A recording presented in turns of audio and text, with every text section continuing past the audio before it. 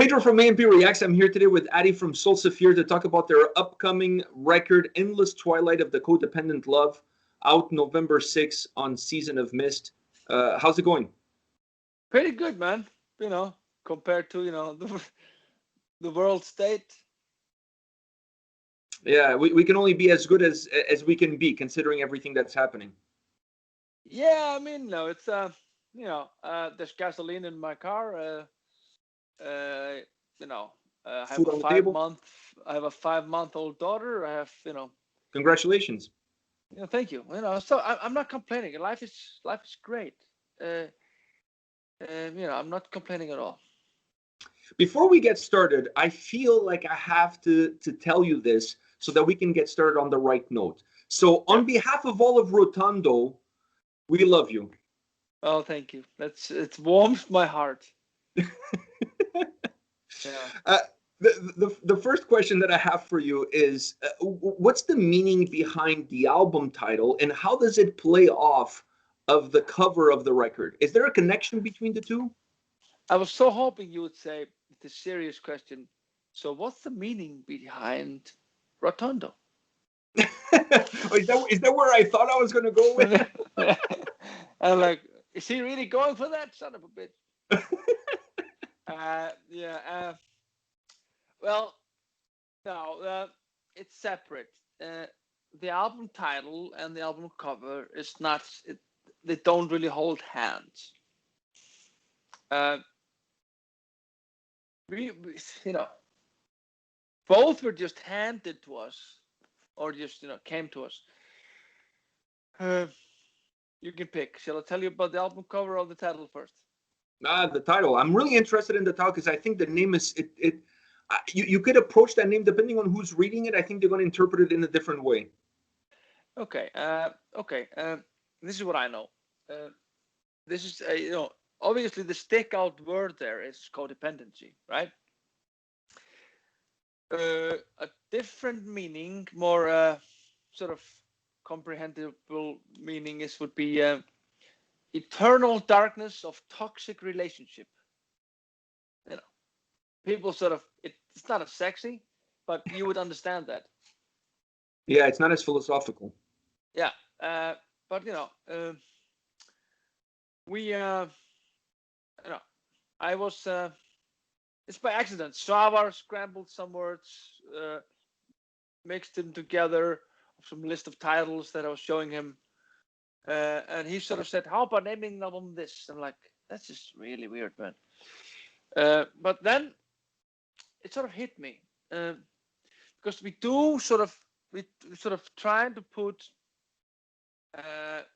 our footstep on or our mark, or just trying to sort of raise awareness of all sort of mental health stuff. I mean, depression, anxiety, and sort of break the taboo.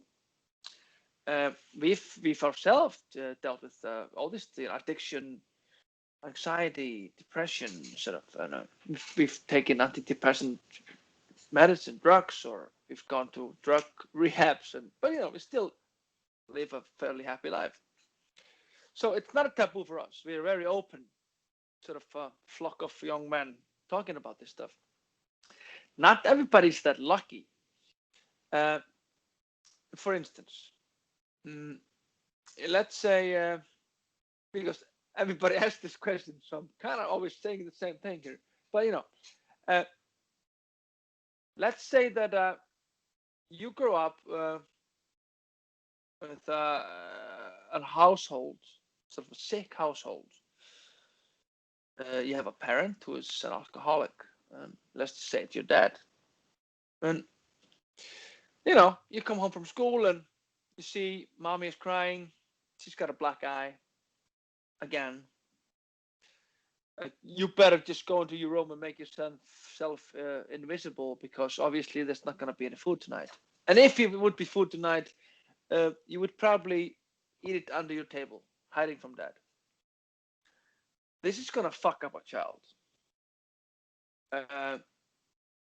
So the dad is controlling everything with fear. Everybody's toe tipping around that bastard. That's codependency. He's controlling everything. And getting these mixed signals with, should I disappear tonight? There's no space for me in this house, or I'll just disappear. That kid would most likely end up in fixing that black hole in his or her heart by doing drugs and alcohol. For sure. Another thing is sort of, this is sort of, the root of it. The word comes from this, the codependency sort of, and of course the wife. I mean, why don't you leave your husband? Well, he's so good to me in between. So that's the classic. And, the wife will sort of, it's like being a little fly in a spider web. Then, I mean, half the band grew up with these circumstances. So when it came, it's like, oof, it's kind of hits you at home. It's very personal. It's also as what I've sort of struggled with in my grown up is you try to please others. You say yes when you want to say no, and you have this in your head. The next time fucking Pedro is coming here with his shit, I'm gonna say no. No, Pedro. I'm not gonna do this shit. And then you show up, I'm like, okay, fine, I'll do it. Classic shit. That's codependency, man. And that's, you pay the price in the end. It's your mental health. So this is sort of stuff that people can relate to, and sort of, I guess not everybody's talking about it, but sort of on my spiritual journey that I've sort of started a few years ago, it just, sort of, it's not taboo talking about this. Young men are in the, if you look at the ratings of, suicides in the world, it's usually young men filled with insecurity about why they can't live up to the standards of being tough, or why you can't show emotions, you can't be feminine, you can't be tender, you can't be caring. It's because someone would probably call you queer, or someone would probably, you can't answer yourself if some beat you. You should be able to yell at people, scare people, have an enormous penis, have a lot of money, you can drink a liter of vodka without passing out, it's all this bullshit stuff. So it's it's a big taboo, and it's very hard to live with sort of these expectations.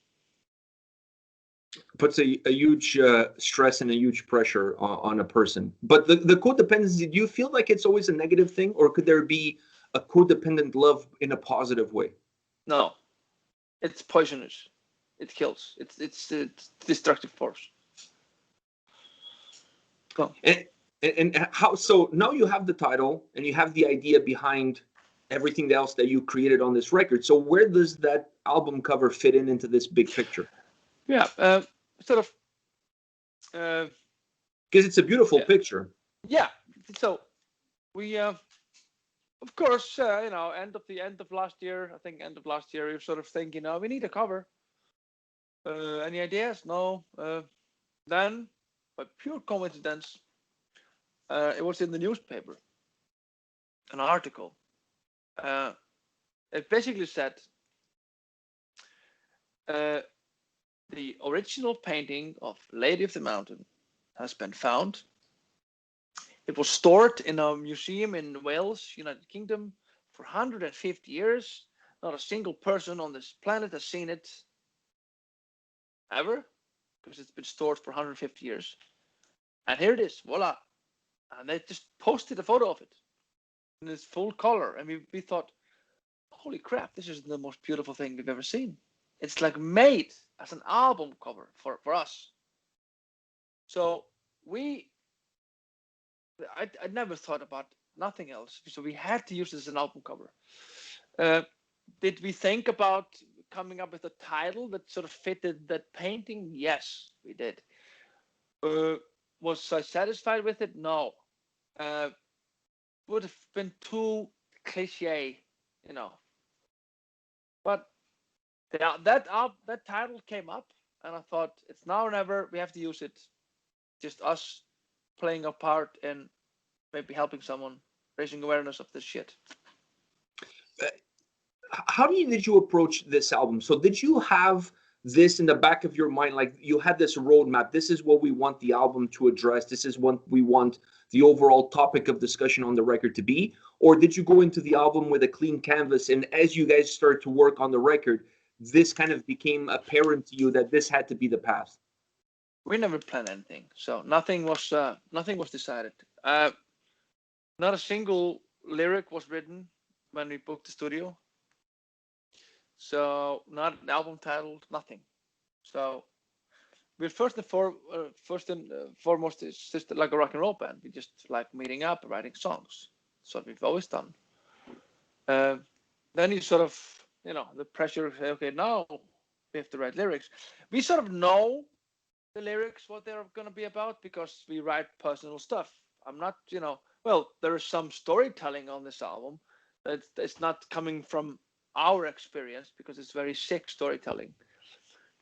But I like it. It's a sort of different angle, because we've been singing so much about our own personal journeys, death of love, depression, and all this sort of stuff. It's like a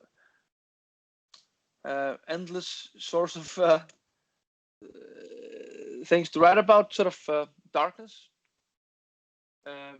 But we know it's going to be about, when anxiety grabs you by the neck, and or you walk into this haze of depression, or sort of, we sort of know pretty much what we're going to sing about. But this codependency thing, that came as a surprise, because it was just some stuff that I wrote down as a possible idea for some other projects that I'm working on, because all the titles that we were sort of bouncing around, they were in Icelandic. So this was never sort of a possible candidate for the album. It came as a sort of, what? Is this suddenly on the table? But, well, it's kind of cool. It was a total surprise for us. You mentioned before, just before, that it's a rock and roll band. You guys like to jam, and then what comes from it comes from it. I felt that this record had a very organic sound. The guitars were very gritty. It had almost a jam session kind of soundscape to it. Is that always one of the things you guys like to aim for when you go into a record, is to have that natural feel of when you're listening to the album, it sounds similar to the way you would sound if you were playing the record live in my living room? That's just basically me trying to emulate my favorite Canadian. Who would that be? I have no idea. Neil Young. Neil Young. You're a big Neil Young fan? Yeah, completely, man. Wow. Me too. So, good. So then you understand. It's when I discovered Neil Young, I mean, like, just his guitar tone. I mean, just so when you hear some of this muddiest guitar sounds, that's just me trying to be Neil Young, basically, because it's very. I thought to myself as a joke, if Neil Young would do a black metal song with his filthiest guitar sound, how would that sound? And there's a song, Dionysus, sort of, I thought, it probably sounds like this. It's very much, So, yeah, it's I'm always on the quest to do sort of great guitar sound, probably like most guitar players. But I'm always also like sort of being able to play a riff that has sort of Slayers, if it could work for Slayer and for Neil Young. It has to be both ways. So, of course, we're not trying to rip off Neil Young's sound, but, it's a huge influence. It's funny you mentioned Neil Young, because I remember I was singing along to Welfare Mothers Make Better Lovers, and I got in so much shit from my mother, because she actually thought She didn't know it was a song. She thought that those words were my words, and she got really pissed at me. So that's my funny Neil Young story. I'll never forget that. She gave me so much crap for saying welfare mothers make better lovers. So Okay, that's pretty funny actually. that's my Neil Young story. So I tend to stop after that. I stopped singing Neil Young songs around my mother because I just don't think Okay, that's a I clever don't think thing, she would Pedro. get it. Yeah, No, I think no, no. it would be problematic. Yes, I agree. With the diversity that you have on this record, I felt that you guys did a wonderful job with that. The songs all feel unique in their own way, but in the back of your mind, when you're putting a record together, because this is not a collection of singles, this is a full-length album. Do you Yeah. ever worry about the fluidity of the record and how the record is going to work as a whole, considering that some songs are pulling you to the left and some songs are pulling you to the right? I know what you mean. Obviously, this song is a little bit schizophrenic. It's, you know, we have very different songs next to each other. Um, but we've sort of done it in the past. I mean, for instance, Svartir Sandar it's has I don't know 10 songs. We sort of made it has 12 titles, but it's only like 10 songs. But very different songs. And I remember people would tell me more than once that, you know, a couple flying to Iceland, they rented a car, they drove the whole circle, it's like, you know, 2,000 kilometers or whatever, and they would be listening to Svartir Sandar, and they thought it was the perfect soundtrack because they would be driving, it would be a black desert. And then the next song came, it's a completely different song, and everything would be green. And when this, it was a glacier, it was a volcano. So it's like a soundtrack to it because Iceland is like you can be on the moon 1 minute and 2 minutes, everything is green, everything is lava, and it's the same as the weather. We can have every weather. So it's I guess it's feel like the weather in Iceland. It's everything can happen in 1 hour. Uh, but we don't really put that much thought into it. Obviously, you know, it's you know, but we don't really put that much thought into it because we like the songs and we rewrite them in the same room, same people, same time frame. So fine, they can be different, but we just like mayhem, and we like Neil Young, we like Appa, we like Alice in Chains, we like Duran Duran, we like Entombed. So there's just so much we want to express. So I don't know. I think it's hard to explain. But I understand what you're saying. It's hard to limit yourselves to just one approach. Yes. Yes. You know, it starts to limit your creativity at the same time. So I felt like with this record, you guys were able to find light in darkness. That's how the record felt to me, and the diversity of the sound works in that perspective. It works at the same time. It doesn't matter how diverse the album is as far as each song. It's still Sólstafir at the end of the day. It still has that DNA that you guys somehow infuse into the songs, that it still feels as one. No, that's good to hear, Pedro. I appreciate it. Yeah.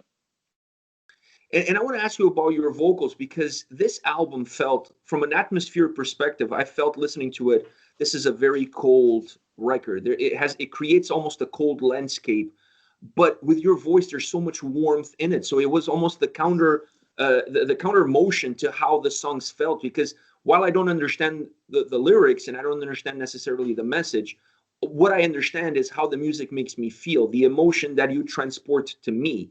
And I felt like the music was giving me this cold embrace, but your voice always has this warmth to it. Interesting. How do you approach the vocals going into the record? Because I feel like you're so emotional in your delivery.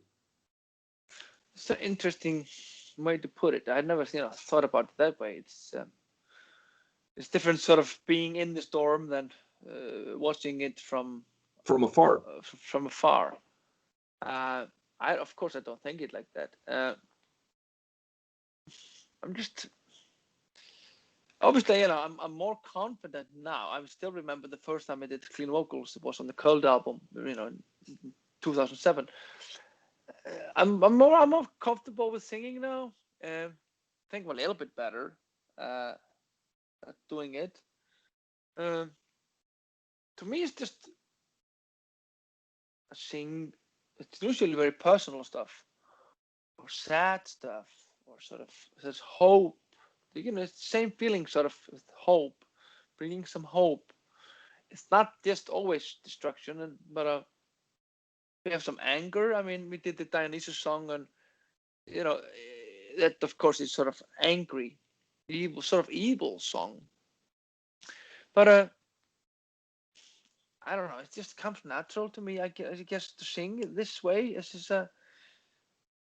Do you go into a zone? Because I've seen you guys live now a bunch of times, and every time I see you perform, it almost feels like the room is empty, and there's just you, and you're feeling everything that you're singing. It really, like I said, while I don't understand the lyrics, I can understand the emotion that you're bringing. Yeah. I get that. I mean,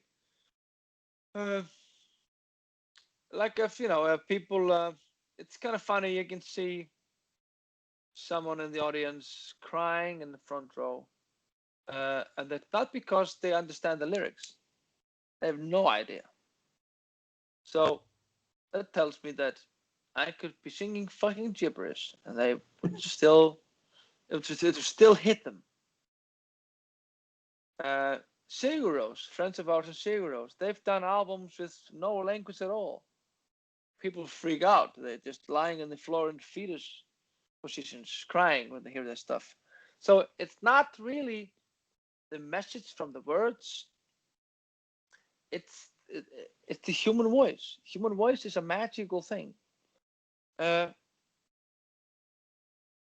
Hearing some a cappella vocal stuff, just if it's sung from the heart, those vocal harmonies.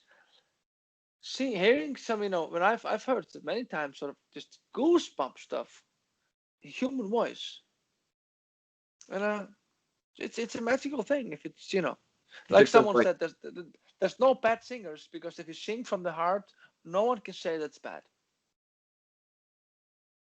Yeah, it's about that passion. Yeah, it's about the passion. Yeah. When I was listening to the album, Her Fall from Grace hit me for many different reasons. The content of the song, the message in the song, and also the fact that it was the only song in English. Why did you feel it was important to have this track in English? Very early on, when I was writing the vocal line, sometimes they come very easily. Sometimes it's first thing you sing, that's the vocal line. Some songs you have to work so hard on it, nothing happens. And this particular song, the vocal line sort of came right away.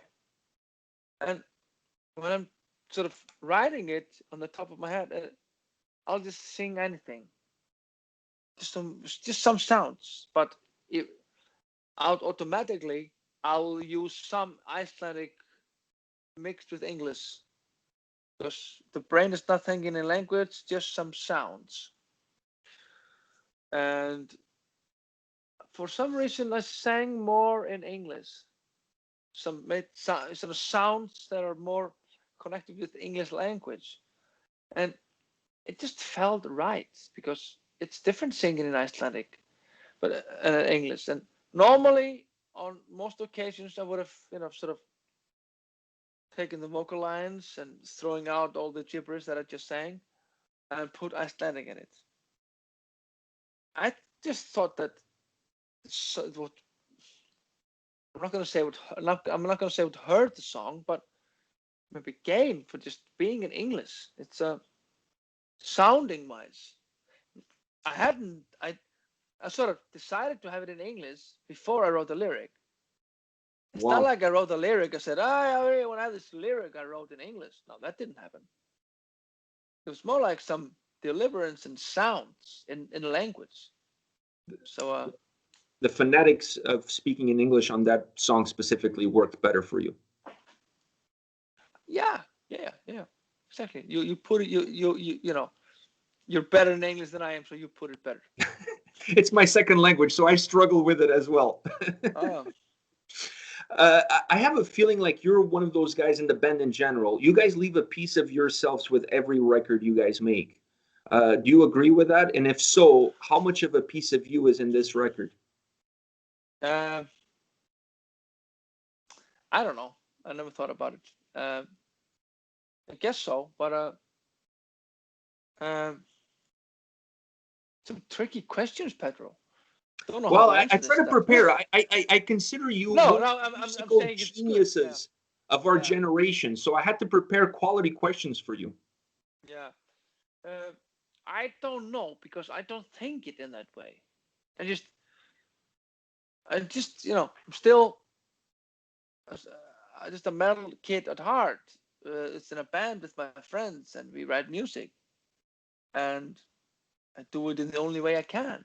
Just write some heavy metal riffs, or make cool sounds, or bounce ideas with the guys, and then I've developed a vocal style, so it's the only thing I can do. And it's when I started singing clean, uh, the lyrics became more personal, because when you're singing clean, you tend to sing more from the heart. So yes, you're right. When you're singing from the heart, there's a piece of you on the album. Uh, on the Bear Driven album, I was just singing, for instance, about uh, that someone that's you love very much is telling you about their abuse, and they tell you about so much darkness that sort of you almost just puke. It's so you don't understand how people can go through this terrible, terrible, terrible stuff. So I wrote a lyric about it, and yeah, there's part of me there because stuff I can't really talk about it in real life. It's disgusting stuff, but I can write a lyric about it. So yeah, I guess there's something of me in there, you know. It's very interesting to see that way. I thought it was there was more of a conscious effort from your part, but I guess it's more No, a no, subconscious effort. yeah, I guess so. A lot of it is, you know.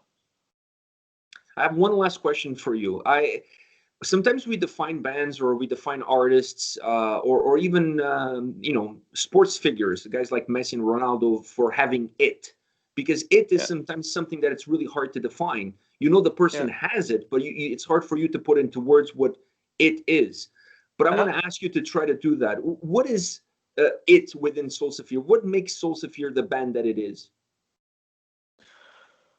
Oof. Uh, I don't know. I don't know. You know, few things probably. One thing is that we never had an instant success. So we never sort of became the popular band that sort of became successful overnight, or sort of because that's just physics. What goes up fast goes down again fast. Uh, we never thought we would, when we started this band a long time ago, it's a different lineup, but I was there. This was just supposed to be a few guys playing black metal songs in my dad's garage. In my dad's garage, and maybe do a demo. Um, we've always sort of embraced different uh, influences. Uh, I mean, yeah, and I don't understand why bands are afraid of that sort of. Well, if you just want to write death metal all the time, fine. But sometimes friends of mine ask me, "Hey man, you're in a successful band. I mean, what do you have any advice for us?" And I ask back, "All right, yeah. So, I mean, what sort of music are you playing? Have you played death metal?" And I'm like, it's pretty hard being a death metal band and you're gonna step up your game. I mean, what are you gonna do? Are you gonna play faster than this guy? Are you gonna stretch your guitar faster than this? Are you gonna sing more death metal than George Corpsegrinder? I mean, it's pretty fucking hard. Yeah. We've sort of always looked 360 degrees in sort of, we can be listening to a French band called Air, very sort of poppy band. We can be listening to Godspeed You Black Emperor drone music. We can be listening to Autopsy, some death metal riffs from Autopsy, and just mix and making something out of something completely different.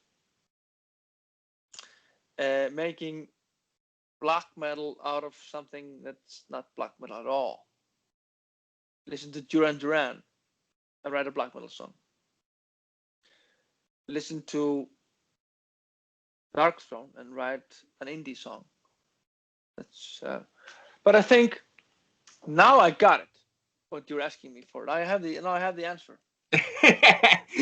You've been searching within your brain. Yeah, it hit me now. We are not a riff band. Do you play guitar? Yes, you do. No, my son does. So I'm Okay. slightly familiar with it. Okay, I'm gonna show you something. Sure. You're gonna hold on. Yeah. Yeah. So this is a guitar. I'm gonna bring you a guitar. So if this is just if in case you're not a musician. So most bands, and I mean, we have done this, and most bands use this chord progression called a fifth. Are you aware of that? Yeah, I hear my son talking about it. Yeah, the fifth is, is here. Din, din. A lot of bands just use the fifth. We never use the fifth. Hardly ever. We don't write songs with fifth chords. We have a joke in our band that we're sort of racist of the fifth chord. We don't like it at all. We look down on it. So we like different chords, sort of chords that sound a bit out of tune. And this is just something that sort of very early on, I mean, like in 96, 7, started that we don't use the fifth chord. Nearly all metal bands, I mean, Black Sabbath, Slayer, Metallica, they're all fifth chord bands, black metal bands. Well, some black metal bands today, they're into more sort of weird chords, which is really cool because I think you're limiting yourself having the fifth chord. If we use it, it's like a cherry topping on a cake. It's for special occasions. So if you're gonna eat cherry on top of cakes for breakfast and all meals, you're gonna fucking hate it. I know it's not special anymore. Exactly. So we use it like very seldomly. If you are watching this and you play guitar and you know what I'm talking about, listen to our songs and you'll figure it out that I'm right because You're on this most of them, many of them, at least So yeah, this is even Gringo, who writes half the about half the music with me. He never comes with a fifth riff. Hey man, I wrote this. I would just get out of town, man. Talk to the hand, Go back to Rotundo. Go back to Rotundo. Listen to Neil Young, you bastard. I love this explanation to my last question. That was absolutely delicious. To use the cupcake and the cherry. Cupcake and the cherry and no fifth. And no fifth. It was delicious. It was delicious. Well, Addi, thank you very much for your time today. I really appreciate it. I want to wish you and the band the best of luck with the release on November 6th. with a new album, Tough Times, but tough times call for tough measures, and we need music like this to help us through these tough times. Yeah, I mean, we shouldn't cancel art and culture just because of a fucking pandemic. I agree. If Yeah. there's a time where we need something like this to escape reality, is now. Exactly. Since you can't go to the concert or whatever, but you can. I can be talking to you on Skype. That's nice. People can watch the interview later, or in other cases, read it, and they can go on Spotify and they can listen to the music. Well, they can even some people it might even order a physical album, but not Yeah, many people. they might bite the vinyl. Yeah, I it's hope a a pure lot of people. yeah. I hope so. Well, if you make us big in Rotondo, we might have a chance. Well, you know what? When this pandemic is over, I hope to see you guys in Rotondo again, Yeah, because I Rotondo really is look forward. nice. I'll be there in my Hello Rotondo T-shirt. I would love to see that. Yeah, All right, Eddie. Thank you very much for your time. All yeah. the best. Thank you, Pedro. Pure pleasure. Bye. Cheers, mate.